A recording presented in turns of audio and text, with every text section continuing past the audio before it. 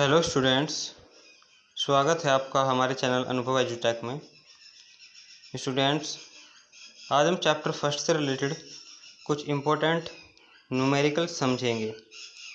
इससे पहले हमने कुछ इम्पोर्टेंट एमसीक्यूज़ को समझा था और चैप्टर तो हमने कंप्लीट कर ही लिया था, जिसमें सारे टॉपिक्स को हमने एक एक करके अलग अलग सेपरेट वीडियोज़ में समझा था।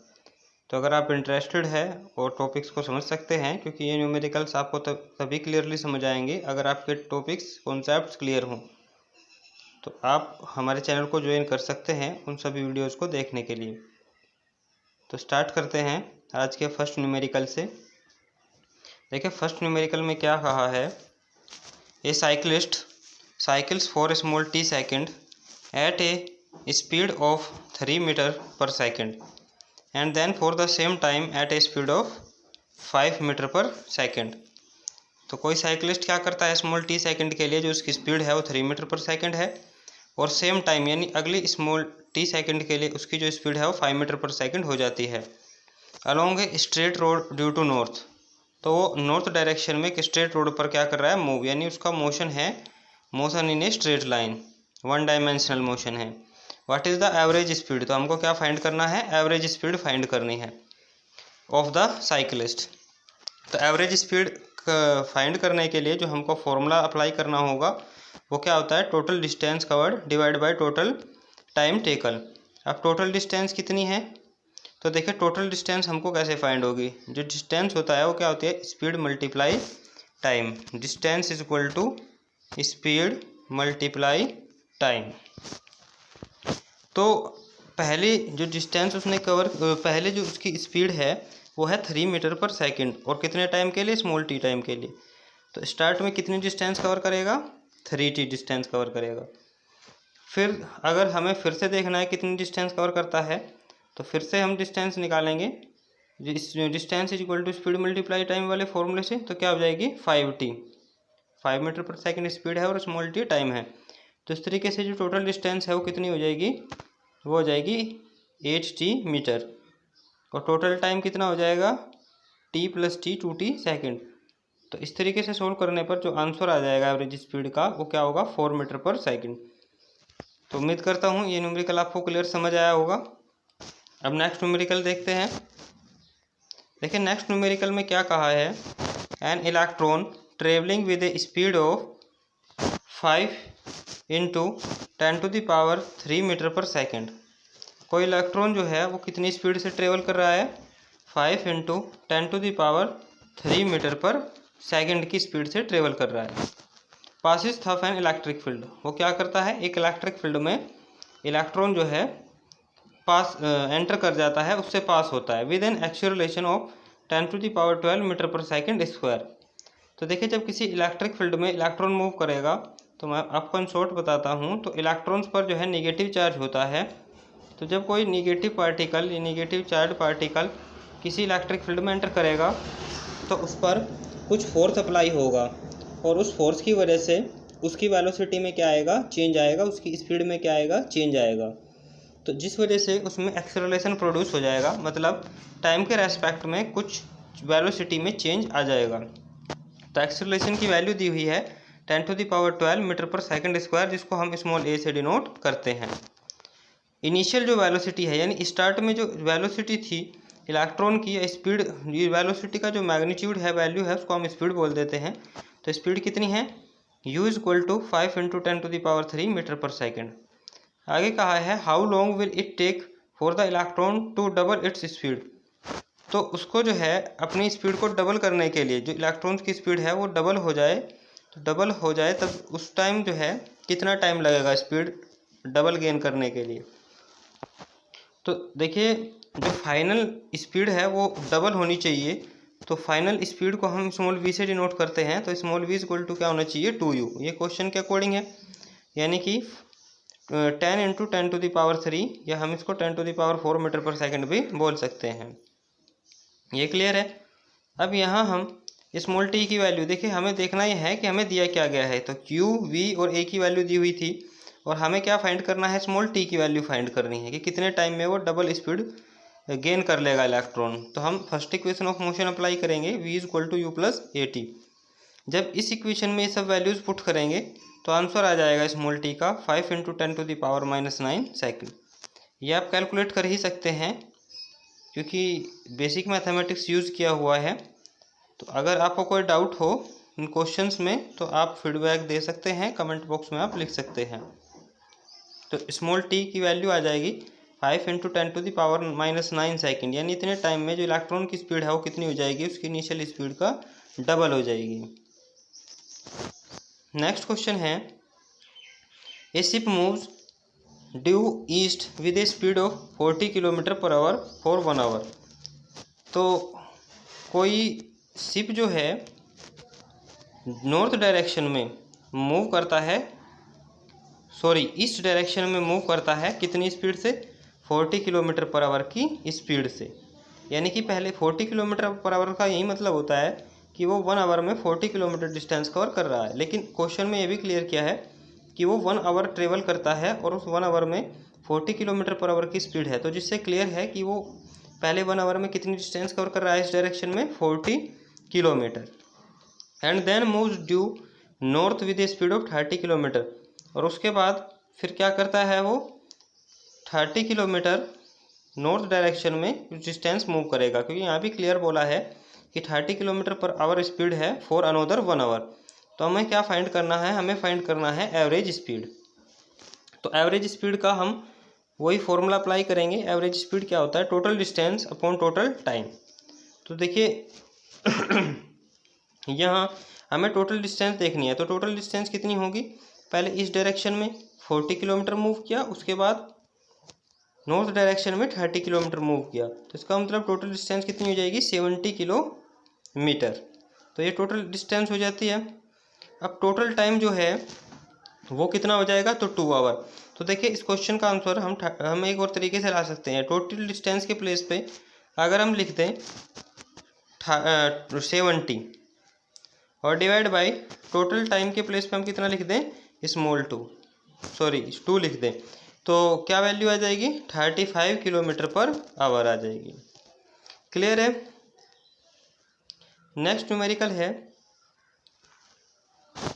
ए ball is gently dropped from a height of 20 metre. इसी बॉल को क्या किया जाता है, 20 मीटर की हाइट से नीचे गिराया जाता है। इफ़ इट्स वेलोसिटी इंक्रीजेज, तो हमें पता है बॉल को क्या करेगी, अर्थ अपनी तरफ अट्रैक्ट करेगी। और अगर बॉल को अर्थ अपनी तरफ अट्रैक्ट करेगी तो उस पर एक फोर्स अप्लाई कर रही है, फोर्स ऑफ ग्रेविटी, जिस वजह से बॉल की जो वेलोसिटी है वो क्या होगी, कंटिन्यूसली इंक्रीज होगी यूनिफॉर्मली। किस रेट से, तो रेट है दिया हुआ है क्वेश्चन में 10 मीटर पर सेकंड स्क्वायर की रेट से। यानी कि मीटर पर सेकंड स्क्वायर किसकी यूनिट होती है, एक्सेलरेशन की। तो इसका मतलब ये एक्सेलरेशन की वैल्यू दी हुई है। With what velocity will it strike the ground, तो किस वेलोसिटी से वो ग्राउंड से टकराएगी। After what time will it strike the ground, और कितने टाइम बाद वो ग्राउंड से टकराएगी, ये हमें बताना है। तो न्यूमेरिकल्स को सोल्व करते टाइम हमें ध्यान ये रखना है सबसे पहले कि गिवन क्या है, क्वेश्चन की लैंग्वेज और क्वेश्चन में दी हुई वैल्यूज़ को हमें नोट कर लेना है। तो देखिए सबसे पहले हमें जब भी किसी बॉल को किसी हाइट से जेंटली ड्रॉप किया जाए तो आपको ध्यान रखना है उसकी इनिशियल वेलोसिटी कितनी होगी, 0, यानी कि वो क्या होगी, एट रेस्ट की पोजीशन में होगी। जब उसको 20 मीटर की हाइट से गिराया जाता है तो कितना एक्सेलरेशन प्रोड्यूस हो जाता है, 10 मीटर पर सेकंड स्क्वायर। कितनी हाइट से गिराया जा रहा है, 20 मीटर। और फाइनल वेलोसिटी यानी कि जब वो अर्थ से टकराएगी, स्ट्राइक करेगी, तो कितनी होगी वो हमको फाइंड करना है। और कितने टाइम बाद जो है स्ट्राइक करेगी ग्राउंड से, ये भी हमको फाइंड करना है। तो यहाँ पे हम कौन सी इक्वेशन यूज़ करेंगे, थर्ड इक्वेशन ऑफ मोशन। अब ये कैसे, देखिए हमें v की वैल्यू हमें फाइंड करनी थी, u की वैल्यू हमें दी हुई है, a की वैल्यू हमको दी हुई है। तो यहाँ से हम v की वैल्यू फाइंड कर सकते हैं इस फॉर्मूले के अकॉर्डिंग। यहाँ पे s क्या होता है, s होती है किसी भी ऑब्जेक्ट द्वारा कवर की गई डिस्टेंस। तो जब वो अर्थ तक आएगी तो कितनी डिस्टेंस कवर करेगी, 20 मीटर, जितनी हाइट से उसको ड्रॉप किया हुआ है बॉल को। ये क्लियर है आपको। तो जब हम इस फॉर्मूले में ये वैल्यूज़ पुट करके स्मॉल v की वैल्यू फाइंड करेंगे तो ये वैल्यू कितनी हो जाएगी, 20 मीटर पर सेकंड। कितनी, 20 मीटर पर सेकंड, यानी कि जब ग्राउंड से स्ट्राइक करेगी बॉल, तो उसकी फाइनल वेलोसिटी, फाइनल जो स्पीड है वो क्या होगी, 20 मीटर पर सेकंड। अब हमें ये फाइंड करना है कि कितने टाइम बाद जो है वो स्ट्राइक करेगी। तो यहाँ पे हम first equation of motion put कर सकते हैं, क्योंकि हमें वी, यू और ए की वैल्यू मालूम है। तो v equal to u plus 80 होता है, तो v के प्लेस पे लिख देंगे 20। u इक्वल टू कितना था, 0, क्योंकि स्टार्ट में जो वेलोसिटी थी वो कितनी थी, 0। और a के प्लेस पे स्मॉल 10 जो कि गिवन है, तो स्मॉल t की वैल्यू क्या हो जाएगी, 2 सेकेंड, यानी 2 सेकेंड में वो क्या कर देगी, अर्थ के सरफेस पर स्ट्राइक कर जाएगी बॉल। क्लियर है। तो आंसर क्या हो जाएगा, final velocity small v equal to 20 metre per second and small t equal to 2 second. Next है, a bus driver noted the reading on the odometer. Important question है, देखिए समझते हैं। कोई बस ड्राइवर क्या करता है, ओडोमीटर में रीडिंग जो है नोट करता है, field in a vehicle as 1052 kilometre. तो देखिए जब when he started the journey, तो जब वो जर्नी को स्टार्ट करने वाला होता है तो उस टाइम पे वो देखता है कि उसके व्हीकल में जो डिवाइस लगा है ओडोमीटर, जो कि डिस्टेंस को मेजर करता है। ठीक है, ये हमने समझा भी था चैप्टर में। तो उस टाइम पे ओडोमीटर में कितनी रीडिंग है, 1052 किलोमीटर। आफ्टर 30 मीटर ड्राइव, तो 30 मीटर ड्राइव करने के बाद he noted that odometer reading was 1088 kilometre. तो ओडोमीटर में कितनी रीडिंग आ जाती है, 1088 किलोमीटर रीडिंग आ जाती है। कितने टाइम के बाद, 30 मिनट के बाद। Find the average speed of the bus, तो बस की एवरेज स्पीड हमको फाइंड करनी है। तो देखिए अलग अलग तरीके से कई क्वेश्चंस में एवरेज स्पीड की वैल्यू फाइंड करने के लिए जो है बताया गया है। तो एवरेज स्पीड के लिए फॉर्मूला क्या है, distance travel upon time taken, ये total distance upon total time. सबसे पहले हमें देखना है कि इन 30 मिनट्स में उसने टोटल कितनी डिस्टेंस कवर की। तो इतनी 1052 किलोमीटर तो वो पहले से ही डिस्टेंस कवर किया हुआ था। और उसके बाद फिर उसके ओडोमीटर में कितनी रीडिंग हो जाती है, 1088 किलोमीटर। तो जब हम ये डिफरेंस फाइंड करेंगे तो 36 किलोमीटर हो जाएगा, यानी कि इन 30 मिनट्स में उसने 36 किलोमीटर डिस्टेंस कवर की। तो इन 30 मिनट्स को हम कन्वर्ट कर लेंगे आवर में। तो 30 मिनट इज इक्वल टू क्या होता है, 1/आवर, ये आप समझ सकते हैं। क्लियर।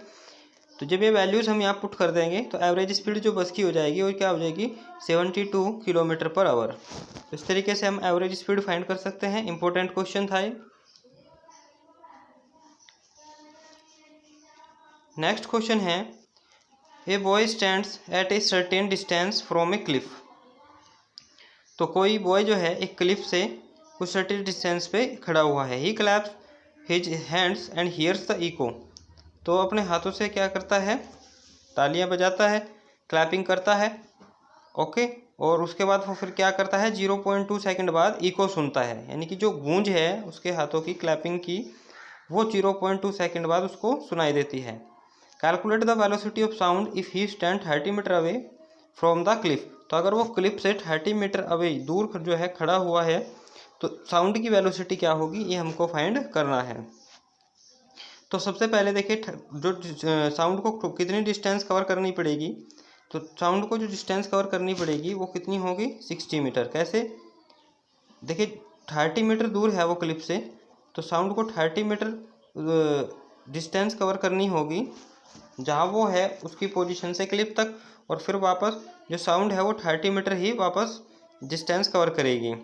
तो when sound travels from the boy to the cliff and back to the boy then total distance is equal to 60 metre. ये क्लियर है बात। तो अब देखिए उसे साउंड कितनी देर बाद सुनाई देती है, 0.2 सेकेंड। तो वेलोसिटी इज इक्वल टू क्या होता है, डिस्टेंस अपॉन, वेलोसिटी की वैल्यू यहाँ पे क्या हो जाएगी, डिस्टेंस अपॉन टाइम। तो यहाँ पे स्पीड जो लिखा हुआ है ये गलत है, यहाँ पे क्या आना चाहिए, टाइम। तो डिस्टेंस क्या है, 60 मीटर अपॉन टाइम कितना था, 0.2 सेकेंड। तो इस तरीके से जो साउंड की वेलोसिटी है वो क्या हो जाएगी, 300 मीटर पर सेकेंड। ये क्लियर समझ आया होगा आपको। तो आज के लिए इतने ही न्यूमेरिकल्स हैं। अगर न्यूमेरिकल्स आपको पसंद आए हों, समझ आए हों, तो वीडियो को आप लाइक कीजिएगा, अपने स्टडी रिलेटेड ग्रुप में शेयर कीजिएगा, और अदर वीडियोज़ को देखने के लिए चैनल को सब्सक्राइब कीजिएगा। वीडियो से रिलेटेड जो भी आपका फीडबैक हो कमेंट बॉक्स में ज़रूर लिखा कीजिए। तो आज के लिए इतना ही। Thank you very much.